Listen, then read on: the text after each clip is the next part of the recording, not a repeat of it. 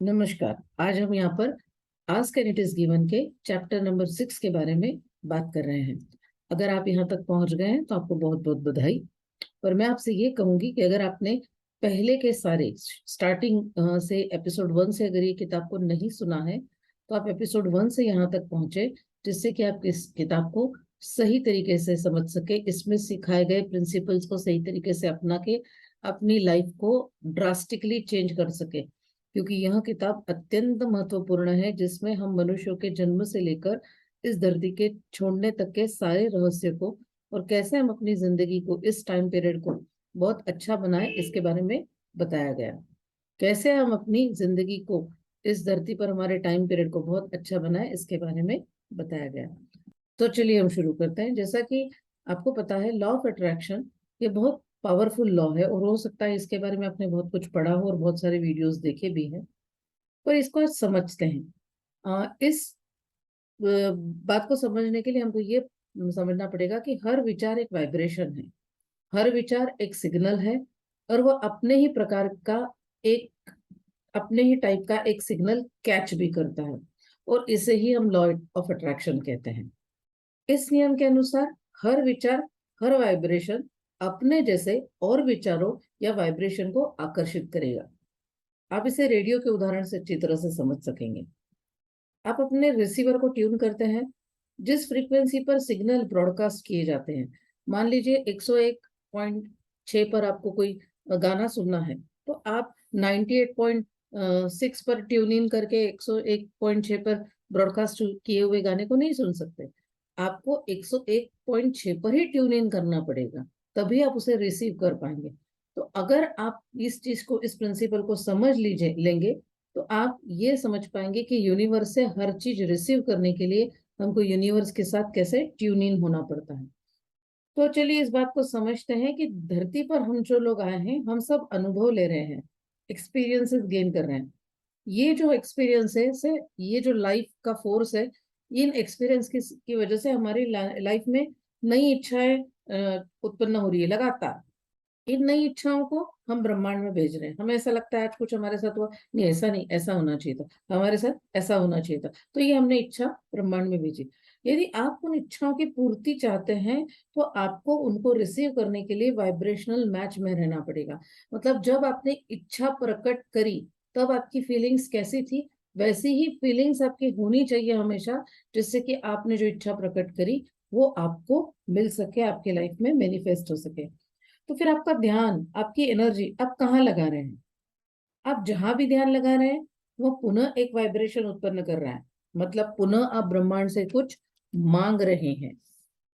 मतलब आकर्षण का सिद्धांत तो काम कर रहा है। अगर ऐसी कोई इच्छा जो आपने अभी तक अगर ऐसी कोई इच्छा जो अभी तक आपकी पूरी नहीं हुई है, तो आपको अपना ध्यान केवल उसके पूरे होने पर लगाना है। कि हो गई तो कैसे लगेगा? जैसे कि आप अपना ध्यान उसके होने पर लगाते हैं, एक वाइब्रेशन या कंपन पैदा होगा और आकर्षण का नियम वैसे ही और अनुभव आपको लाकर देगा। उदाहरण के तौर पर, आप मान चाहते हैं कि आप कोई गाड़ी खरीदें, तो आप गाड़ी खरीदे ये जब सोचते हैं तो आप हमेशा ये सोचते हैं नॉर्मली कि ये गाड़ी आ गई तो कैसा लगेगा, ये गाड़ी हम पार्क कैसे करेंगे, इसको पार्किंग के लिए हमारे घर में जगह है कि नहीं, इसको इसकी ईएमआई देने के लिए हमारे पास कितना पैसा होना चाहिए, इसकी ईएमआई का अरेंजमेंट हम कैसे करेंगे, हम लोन कहाँ से करेंगे। मतलब आप कंटिन्यूअस ये सोचने लगते हो कि ये मेरे को मिलेगी तो मेरी लाइफ में क्या चेंज आएगा। आप उस फ्रिक्वेंसी पे होते हो, न कि आप ऐसा सोचते हो कि अरे राम, अभी तक तो गाड़ी आई नहीं है, कैसे आएगी, पता नहीं कैसे मैं पार्किंग करूंगा, पता नहीं ईएमआई कहाँ से आएगी। अगर आप ऐसा सोच रहे हैं तो गाड़ी आपको मिलेगी क्या? नहीं। तो इस प्रिंसिपल को समझने में ये उदाहरण हेल्प करेगा, इसलिए मैंने दिया। चलिए आगे और समझते हैं। यदि आपने अपना ध्यान किसी इच्छा के पूरे न होने पर लगाया, तो आप उसका न होना ही आकर्षित करेंगे। फिर से एक उदाहरण समझते हैं कि मान लीजिए आप कोई काम कर रहे हैं, कोई व्यवसाय कर रहे हैं, और आप उससे 40,000 रुपए या 50,000 रुपए या 1 लाख रुपए महीना कमाना चाहते हैं, परंतु लगातार यह सोच रहे हैं कि ये कैसे होगा, ये तो हो ही नहीं रहा है, कितना समय लगेगा, मार्केट तो अभी बहुत खराब है, कोई कुछ खरीदता ही नहीं है, मुझे तो लोगों से बात ही नहीं करते आ रही है, मुझे तो समझ ही नहीं आ रहा है कि इसे बढ़ाने के लिए मैं किससे बात करूं। तो आप उन 40,000 या 50,000 या 1 लाख रुपए के न होने पर फोकस कर रहे हैं। और अगर आपका फोकस न होने पर है तो वो आपको कभी भी नहीं मिलेंगे, मतलब आप उससे उतनी इनकम कभी भी अर्न नहीं कर सकते। आपको सवाल आएगा कि कैसे पता चलेगा कि मैं क्या आकर्षित कर रही हूँ, मतलब अगर मुझे जो मैं आकर्षित कर रही हूँ वो मुझे मिलेगा तो मुझे पता कैसे चलेगा कि मैं आकर्षित कर क्या रही हूँ। तो आपको इस बात के होने पर कैसा आप फील करेंगे, इस उस चीज उसको चेक कीजिए कि क्या आप वैसा फील कर रहे हैं अभी। सपोज आप कोई डायमंड की रिंग खरीदना चाहते हैं या इयररिंग्स खरीदना चाहते हैं, उदाहरण है ये, और आपकी इच्छा है कि खरीदूं, तो आप अगर इस बारे में सोच रहे हैं कि पैसे कहाँ से आएंगे, बहुत महंगा है, पता नहीं कैसे करूंगी, मुझे खरीदना चाहिए कि नहीं खरीदना चाहिए, वगैरह वगैरह। पर अगर आप डायमंड की रिंग चाहते हैं, जब ये बोलते हैं तो आपको कैसा लगता है, वाह मिल गई तो मजा आ जाएगा। तो क्या आप वो मिल गई तो मजा आ जाएगा वाली फीलिंग में हर वक्त हैं? क्या आप जो भी कर रहे हैं उसके करते रहने के समय आपको वो फीलिंग आ रही है कि मिल गई तो मजा आ जाएगा? तो डेफिनेटली आप उस रिंग को पाने के लिए एलिजिबल हो जाएंगे, हकदार हो जाएंगे। वो रिंग आप तक यूनिवर्स कुछ तो भी ऐसे घटनाक्रम घटित करेगा कि वो रिंग आप तक आ जाएगी और आपको मिल जाएगी। तो ये बहुत आसानी से हम पता कर सकते हैं अपनी फीलिंग्स के द्वारा कि हम क्या आकर्षित कर रहे हैं, क्योंकि हमारी फीलिंग्स एक बहुत बड़ा डिनोमिनेटर है ये हमको बताने के लिए कि हमारे थॉट्स किस प्रकार से चल रहे हैं। तो इस तरीके से हम अगर अपने इमोशंस को कंट्रोल करना सीख जाते हैं तो हम लगातार इस क्रिएशन की प्रोसेस को अपने फायदे के लिए, अपने लाभ के लिए कैसे उपयोग में लाना, ये सीखते जाते हैं और जो चीज चाहिए हमको वो क्रिएट करने लगते हैं। आपको वो मिलेगा हमेशा जिसके बारे में आप सोचते हैं, चाहे आपको वो चाहिए या नहीं। हो सकता है आप अपने ऑफिस में किसी घटना से बहुत परेशान हो, आपका बॉस आपको बॉदर कर रहा हो, या आप ऑफिस में वर्कलोड से परेशान हो, या आपके बिजनेस की ग्रोथ से न होने से परेशान हो। और अगर आप कंटिन्यूअसली यही सोच रहे हो कि बाप रे कितना काम है, बाप रे मैं इतना सब कैसे करूंगी, बाप रे सभी काम मेरे से ही किया जाता है, बाकी लोग तो कुछ करते ही नहीं, या बिजनेस में मेरी ग्रोथ क्यों नहीं हो रही, इतने लोगों की तो हो गई मेरी क्यों नहीं हो रही है, ऐसा क्या है, मेरा क्या भाग्य इतना खराब है। तो ये जो, अगर आप चाहते नहीं हो कि आपके बिजनेस की ग्रोथ नहीं हो, आप ये भी नहीं चाहते हो कि आपको ऑफिस में काम बहुत ज्यादा न हो, आप ये चाहते हो कि आपका काम कम हो, लेकिन सोच क्या रहे हो, आपकी एनर्जी कहाँ जा रही है, आपका वाइब्रेशंस, आपके इमोशंस क्या बता रहे हैं कि आप इन चीजों से परेशान हो, तो यूनिवर्स क्या कहेगा, अरे बाप रे ये तो परेशानी की फ्रीक्वेंसी में है, तो इसको यही फ्रीक्वेंसी और देनी है, इसको ऐसे ही अनुभव और देने हैं जिससे ये और परेशान रहे। तो आप जिन चीजों से परेशान हो रहे हो वो चीजें आपकी लाइफ में और ज्यादा उत्पन्न होने लगेगी। तो आकर्षण के नियम के अनुसार की वजह से आप अपनी ओर वही आकर्षित करते हैं जिसके बारे में आप सोचते रहते हो, और आप जो, तो इसीलिए आप उस जो चाहिए उसके बारे में अगर सोचते हो तो वो आपको जरूर मिलेगा। पर होता ऐसा नहीं है, होता एग्जैक्टली इसके अपोजिट है, कि हम वो सोचते हैं जो हमारे जीवन में घटित हो रहा है, या फिर हम वो सोचते हैं कि जो हमें चाहिए वो अभी हमारे जीवन में क्यों नहीं है, तो हम कैसा फील कर रहे हैं, हम उल्टी डायरेक्शन में सोचते हैं। आप जो भी कुछ सोच रहे हैं वो आपका भविष्य बना रहा है। यदि आप किसी चीज को अप्रिशिएट कर रहे हैं, किसी चीज के बारे में सोच के खुश हो रहे हैं, तो आप अपना, तो भी आप प्लानिंग कर रहे हैं अपने फ्यूचर की। और यदि आप चिंता कर रहे हैं तो भी आप प्लानिंग कर रहे हैं। आपका हर विचार आपका भविष्य बना रहा है। तो आपको हमेशा अपने आप को चेक करना बहुत जरूरी है कि आप क्या कर रहे हैं। अगर आप चिंता कर रहे हैं, मतलब आप इमेजिनेशन कर रहे हैं कि अरे बाप रे ऐसा हो गया तो क्या होगा, और उस समय हो सकता है आपका इमेजिनेशन बहुत पावरफुल हो जाता है, क्योंकि जब चिंता करते हैं तब हमारी इंटेंसिटी बहुत ज्यादा होती है। तो आप चिंता जब करते हैं इसका मतलब पता है क्या है, आप वो मांग रहे हैं जो आपको नहीं चाहिए। हर विचार की एक फ्रीक्वेंसी होती है।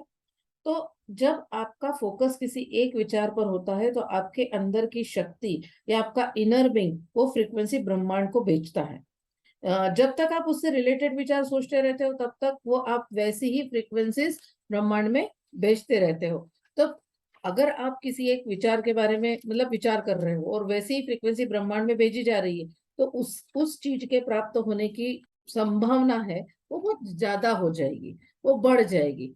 जैसे ही आपका विचार चेंज होता है, फ्रीक्वेंसी चेंज हो गई, तो अब ब्रह्मांड में आप दूसरा सिग्नल भेज रहे हो। तो जो पहले चीज मांगी थी उससे रिलेटेड ये अगर फ्रीक्वेंसी नहीं है, मतलब मैच नहीं है, तो वो आपकी पहली फ्रीक्वेंसी या पहली चीज जो मांगी थी वो आपके तक पहुंचने में एक रोड़ा लगा दिया, एक अड़चन या आड़ लगा दिया, रुकावट पैदा कर दिया आपने। तो इस चीज को हमेशा ध्यान रखना पड़ेगा कि अगर आप कोई चीज मांग रहे हो ब्रह्मांड से, उस समय आपकी कैसी फीलिंग थी। आप कोशिश करो कि हर मोमेंट पर आपकी फीलिंग, आप जो भी कर रहे हो दिन भर में, आपकी फीलिंग वैसे ही रहे। अगर आप लॉ ऑफ अट्रैक्शन के सिद्धांत को समझ गए हैं तो आप समझ रहे होंगे कि आपके जीवन में आज जो भी स्थिति है वह आपने अट्रैक्ट की है अपने विचारों द्वारा। आप इस बात से सहमत हो या न हो, पर आपके जीवन में कोई भी चीज आपके बिना बुलाए नहीं घटित होती। ये अलग बात है कि कई बार हम जाने अनजाने में चीजें हमारी लाइफ में अट्रैक्ट करते हैं, ये ध्यान नहीं दे पाते कि क्या वाकई में हम जो चाहते थे उसी बारे में सोच रहे हैं। बट हम जो सोचते हैं वैसे ही रिलेटेड फ्रीक्वेंसी, अगर आप चिंता और डर की फ्रीक्वेंसी में हैं किसी भी वजह से, तो आपके जीवन में ऐसी ही घटनाएं होती रहेंगी जो आपको और ज्यादा चिंता और ज्यादा डर में डालेगी। अगर आप खुश रहने की फ्रीक्वेंसी में हैं तो आपके जीवन में ऐसी ही घटनाएं घटित होंगी जो आपको और ज्यादा खुश और ज्यादा हैप्पी बनाएंगी। तो आपको ये चेक करते आना चाहिए आपके इमोशन से कि अभी आप जो सिग्नल भेज रहे हो यूनिवर्स में वो कौन सा जा रहा है। अगर जैसे यहाँ पर एक उदाहरण के तौर पर हम ले कि बहुत सारे लोग अपने लाइफ पार्टनर से खुश नहीं होते, उस रिलेशनशिप से हैप्पी नहीं होते। तो अगर और वो पूरे टाइम कंप्लेन करते रहते हैं कि मेरे लाइफ पार्टनर में ये प्रॉब्लम है, मेरे लाइफ पार्टनर में ये प्रॉब्लम है, ये ऐसा हो जाए तो ज्यादा अच्छा, ये ऐसा हो जाए तो ज्यादा अच्छा। आप उनमें बदलाव चाहते हो, ये बहुत अच्छी बात है और इसमें गलत कुछ नहीं है, लेकिन इसको इस तरीके से समझिए कि जब भी आप बात कर रहे हैं कि उसमें ये कमी है, उसको ऐसा नहीं ऐसा होना चाहिए था, वो ऐसा नहीं ऐसा होना चाहिए, आपकी फीलिंग्स कैसी है, बहुत अच्छी है, नहीं है, तो आप किस चीज पर फोकस कर रहे हैं, उसमें वो कमी है इस बात पे ही तो फोकस कर रहे हैं ना, वो बदल नहीं सकता इस बात पे तो फोकस कर रहे हैं ना। आप किस बात पे फोकस कर रहे हैं, उसमें ये कमी है इस बात पर ही तो फोकस कर रहे हैं ना, वो बदल नहीं सकता या बदल नहीं सकती इस बात पर ही तो फोकस कर रहे हैं ना। आपका पूरा ध्यान उसमें क्या नहीं है और उसमें क्या बदलाव चाहिए इस पर है। आपने कभी इस बात के लिए अप्रिशिएट किया क्या उसको कि उसमें क्या क्या अच्छा ही है। तो यहाँ पर हमको ये समझना जरूरी है कि अगर आप अपने लाइफ पार्टनर में बदलाव चाहते हैं तो पहले उनकी उन चीजों को अप्रिशिएट करना शुरू कर दीजिए जिनके बारे में आपको सोचकर अच्छा लगता है। और अगर ऐसी कोई चीज जिनकी उनके बारे में आपको अच्छी नहीं लगती तो उसके बारे में ज्यादा सोचिए मत, उसको ओवरलुक कीजिए।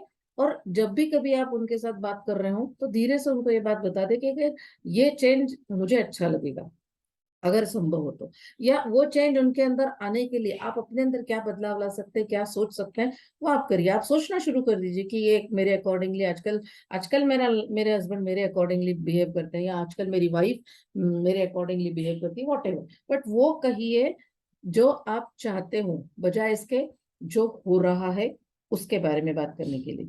तो यहाँ आप ये किताब आपको ये समझाने की कोशिश कर रहे हैं, मतलब अब्राहम यहाँ पर इस किताब के थ्रू हमें ये बताने की कोशिश कर रहे हैं कि हम लाइफ में जो भी चेंज चाहते हैं वो चेंज के बारे में बात करें, उसके न होने के बारे में नहीं। मतलब हम पार्टनर में चेंज चाहते हैं पर हम हमारे पार्टनर में क्या कमी है इसके बारे में बात करते रहते हैं। हम अपनी फाइनेंशियल सिचुएशंस या फाइनेंशियल स्टेटस को चेंज करना चाहते हैं, और हम जब भी बात करते हैं हम क्या बात करते हैं, हमारे फाइनेंशियल स्टेटस में क्या कमी है। जैसे फॉर एग्जाम्पल अगर मैं बात करूं कि किसी को कोई गाड़ी खरीदनी या कोई घर खरीदना है या अपने घर में कोई रिनोवेशन कराना है, और उसके लिए डेफिनेटली पैसा लगेगा, और हो सकता है कि आज आपकी फाइनेंशियल कंडीशन अच्छी है लेकिन इतनी भी अच्छी नहीं है कि आप उस रिनोवेशन के लिए उतने लगने वाले लाख लगा सके, या घर बनाने के लिए लाख लगा सके, या नई गाड़ी के लिए लगा सके, पर आपकी इच्छा तो है। तो आपको ये नहीं सोचना है कि अरे यार पैसे आ जाते ना तो मैं गाड़ी ले लेती, या पैसे आ जाते तो मैं घर का काम, यार बहुत इच्छा है कि पैसे आ जाए पर घर का काम ना हो जाए, पर ऐसा हो नहीं रहा, ये नहीं सोचना है। आपको तो सिर्फ ये सोचना है कि अगर घर का आपने रिनोवेशन कराया ना, या नया घर बनाया, या आपने नई गाड़ी ली, तो आप करोगे क्या। गाड़ी लोगे तो कहाँ कहाँ घूमने जाओगे, नया घर बनाया तो कमरे कैसे बनाओगे, कैसा क्या वो रहेगा, क्या क्या फैसिलिटीज आप अपने घर में रखोगे। आपको ये भूल जाना है कि ये पैसा आपके पास कैसे आएगा। आप नहीं जानते कि अगर आपने केवल ये यूनिवर्स के साथ ट्यून इन करना सीख लिया तो यूनिवर्स पता नहीं कहाँ से रास्ते ढूंढेगा और आपका ये काम बहुत आसानी से हो जाएगा। आपको आपको मतलब आश्चर्य लगेगा कि ऐसा भी होता है।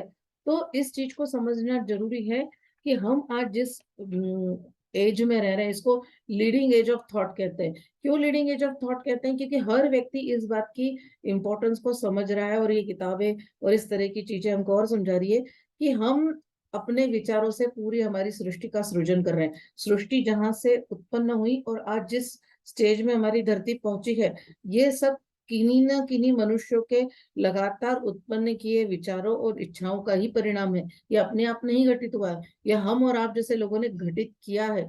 तो वो ये बताने की कोशिश कर रहे हैं कि हम सब क्या है, हम सब एक कॉन्शियसनेस है जिसको हम चेतना शक्ति कहते हैं। हम सब क्या है, एनर्जी है, ऊर्जा है। हम सब क्या है, वाइब्रेशन है, कंपन है। हम सब सब क्या है, इलेक्ट्रिसिटी है, विद्युत ऊर्जा है। हम क्या है, हम ही वही सोर्स एनर्जी, क्योंकि हमारी उत्पत्ति सभी की एक ही जगह से हुई है। तो हम क्या है, हम क्रिएटर हैं। तो हमारे क्रिएशन का मूल बिंदु क्या है, हमारा विचार। तो हमारे विचार हमको क्रिएटर बनाते हैं। हम क्रिएटर हैं क्योंकि हम सोर्स एनर्जी से कनेक्टेड है। सोर्स एनर्जी क्या है, एक विद्युत ऊर्जा है। ये विद्युत ऊर्जा काय से काम करती है, वाइब्रेशन के माध्यम से काम करती है। ये वाइब्रेशन यानी क्या है, ये एनर्जी है। और वही एनर्जी यानी चेतना शक्ति हमारे अंदर है, और हर उस चीज के अंदर है जो हमारे आसपास हम देख रहे हैं। तो इसलिए हम सबसे महत्वपूर्ण है, ये वो हमको बताने की कोशिश कर रहे हैं कि हम ही हैं जो अपने विचारों द्वारा इस विश्व ऊर्जा का उपयोग कर रहे हैं ऐसी चीजें क्रिएट करने को जो अभी तक अस्तित्व में नहीं थी। यानी हम ही पूरा संसार बना रहे हैं। हो सकता है आपको यह बात अजीब लगे, परंतु यह बात आप जितनी जल्दी समझ लें और स्वीकार कर लें कि आप एक वाइब्रेशनल बीइंग अर्थात कंपन उत्पन्न करने वाला ट्रांसमीटर है, और यह पूरा विश्व ही एक वाइब्रेशनल यूनिवर्स या कंपित होने वाला ब्रह्मांड है। और ब्रह्मांड के सभी नियम मतलब वाइब्रेशन अर्थात कंपन पर आधारित है। तो आपको समझ में आ जाएगा कि आप अपने आसपास की दुनिया को कैसे क्रिएट कर रहे हैं और करना चाहिए। जब आपकी इच्छा और विश्वास एक दूसरे से मेल खाते हैं, तभी आपकी इच्छा पूरी होगी। अगर आपकी इच्छा किसी एक दिशा में जा रही है और आपके विश्वास किसी दूसरी दिशा में जा रहे हैं, तो आपकी इच्छाओं की पूर्ति के लिए आपको अपने पहले विश्वास को बदलना पड़ेगा। और अगर यहाँ पर मैं थोड़ा सा आउट ऑफ ट्रैक बात करूंगी, क्योंकि अब्राहम भी बात करते हैं, आउट ऑफ ट्रैक तो नहीं पूरी तरह से, कि अफर्मेशंस बहुत हेल्प करती हैं आपके बिलीफ्स को चेंज करने के लिए, आपके विश्वास को बदलने के लिए। तो अफर्मेशंस आपके से आपके विश्वास को बदलिए, जिससे आपकी जो इच्छा है वो पूरी हो सके। क्यों अफर्मेशंस देना, ये यहाँ पर समझ में आता है कि आपके बिलीफ बदलने के लिए आपकी अफर्मेशंस आपके बिलीफ बदलेंगे, और जैसे आपकी बिलीफ और आपकी इच्छा है ये सिंक्रोनाइज होगी, आपका मैनिफेस्टेशन प्रोसेस स्टार्ट हो जाएगा और आपकी इच्छा पूरी होना चालू हो जाएगी। तो और विश्वास क्या है, विश्वास भी एक्चुअली या बिलीफ जिसको हम कहते हैं वो भी क्या है, लगातार किसी एक दिशा में सोचे गए विचार ही हमारा विश्वास बनाते हैं। जैसे एक बहुत कॉमन विश्वास है जो बहुत सारे लोगों में मिलेगा कि ज्यादा खाने से मोटे होता है। ये विश्वास जिस जिस लोगों के अंदर है वो आपको खाने के बाद मोटे दिखेंगे, खाना खाने के बाद उनका वेट बढ़ता जाता है या मोटे होते जाते हैं। पर जिनके अंदर ये बिलीफ नहीं है, खाने से मोटापे का कोई संबंध नहीं है, तो आप वो देखेंगे आपकी उनकी बॉडी पे वो कितना भी खा ले उनको कोई असर ही नहीं होता। तो अगर आपकी बॉडी खाना खाने की वजह से आप मोटा फील कर रहे हो या मोटे हो रहे हो, तो आपको आपका बिलीफ भी बदलना जरूरी है। सिर्फ एक्सरसाइज से या डाइट से चेंज करने से पॉसिबल नहीं होगा। आपको ये बिलीफ भी लाना पड़ेगा कि मेरे मतलब मोटापे का मेरे खाने से कोई संबंध नहीं, खाने से कोई मोटा नहीं होता। तो हाँ, दुबला होना बहुत आसान है, इस तरह के बिलीफ आपको डेवलप करने पड़ेंगे। तो ये जो सोर्स एनर्जी है ये क्या करती है, ये हमेशा सिर्फ हमारे वाइब्रेशंस को सुनती है और वाइब्रेशन को ही समझती है। और जैसे वाइब्रेशन हम यूनिवर्स में भेज रहे हैं, ब्रह्मांड में भेज रहे हैं, ये उसी हिसाब से हमको चीजें प्रदान करती है, उन वाइब्रेशंस को मैच करने वाली। तो लॉ ऑफ अट्रैक्शन यहाँ पर उन्होंने अब्राहम ने बहुत अच्छी तरह से समझाया है कि लॉ ऑफ अट्रैक्शन क्या है। लॉ ऑफ अट्रैक्शन मतलब वही है जो आप अंदर से बाहर भेज रहे हो वही आपको वापस मिलने वाला है। तो आप क्या चाहते हो वो पहले डिसाइड करो और वैसा बाहर भेजना शुरू करो, तो आपको वैसा ही और मिलेगा। तो this is chapter 6। I hope कि आपको लॉ ऑफ अट्रैक्शन बहुत अच्छी तरह से समझ में आएगा। अगले वीडियो में हम मिलेंगे चैप्टर 7 के बारे में।